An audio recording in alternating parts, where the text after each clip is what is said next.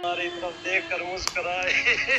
राधे राधे राधे राधे ओ राधे राधे राधा राधा राधा राधा राधा राधा राधा राधा राधा राधा।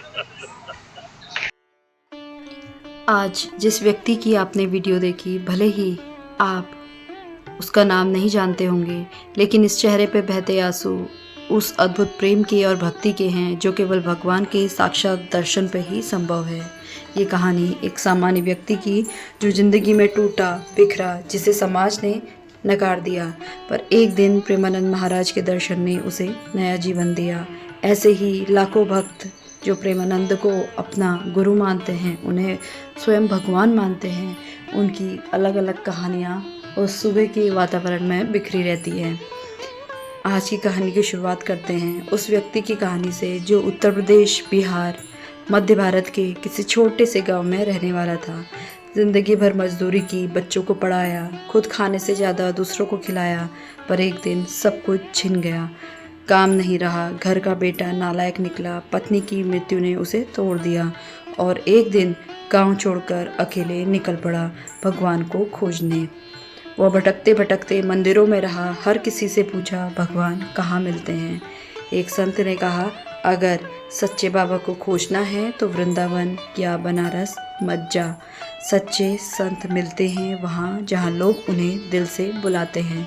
तब किसी ने उसे प्रेमानंद बाबा का नाम बताया। बाबा वृंदावन नहीं, जनता के बीच रहते हैं।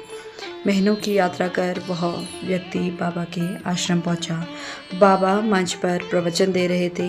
बच्चा जो टूटा हुआ था वही ईश्वर से जुड़ सकता है, और वो आदमी बाबा को देखता ही रह गया। आंखों में आंसू थे। अचानक प्रेमानंद बाबा की नज़र उस पर पड़ी और उन्होंने केवल हाथ उठाया। रात को बाबा के वहाँ आरती हो रही थी राधा रानी की। उस व्यक्ति ने पहली बार दिल से आरती गाई और राधा रानी ने उस पर कृपा करी।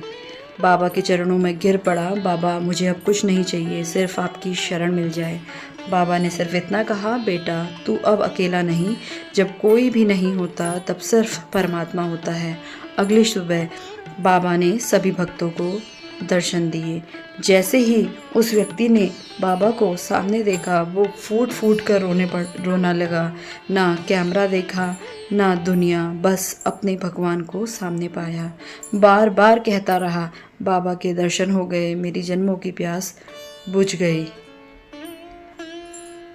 और उसी पल इस तस्वीर को लिया गया जो आपके सामने है।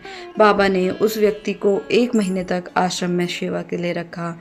उसका मन, जीवन और सोच पूरी तरह बदल गया।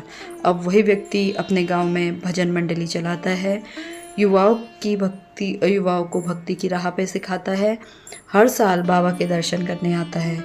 कभी कभी हम सोचते हैं कि भगवान दूर हैं, लेकिन शायद भगवान सिर्फ एक पल की पुकार से ही हमारे पास आ सकते हैं।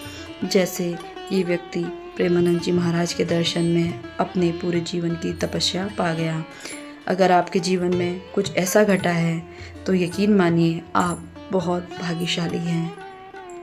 इसी के साथ बोलिए जय जय श्री राधे, जय प्रेमानंद बाबा की। धन्यवाद दोस्तों।